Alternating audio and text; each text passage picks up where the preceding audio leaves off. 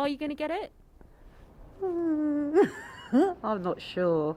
There are mixed feelings about the vaccine amongst these carers in Enfield. What is the fear? You're worried about side effects and everything else? Yeah, like... Deborah has had her first dose and says she feels healthy and well. Corel is pregnant, so will wait. But Cheryl and Raspina, who have both had the virus, have concerns. It's because I don't know how the side effects and how it affects different people, because it affects people differently. And I hear different stories. I'm thinking like, oh, you know. So I'll have to think about it really hard. If they had vaccine here today to give you, would you have it? No, I have to know to think about it first. I have to think about it first. Yeah. What worries you about it? Because I don't know much about it. You know, sometimes you got a vaccine. Like me, if I have a flu vaccine, I go really sick. Scientists say the side effects of the vaccines for the vast majority are mild and short-lived.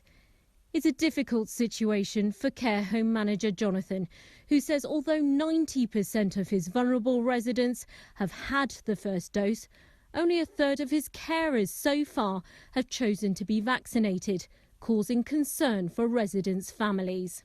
All the feedback, they don't understand why somebody on the front line being a carer wouldn't naturally take up the offer of having the vaccine.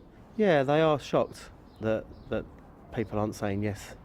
It's an issue being reported at other care homes in London, particularly amongst ethnic minority carers who make up a large proportion of the workforce.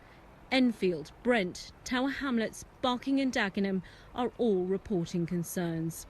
Our poll suggested that 37% of black and minority ethnic Londoners were less likely to take the COVID vaccine than, I think it was 17% of white Londoners. Now that was a real stark difference to us and really kind of raised a flag of concern.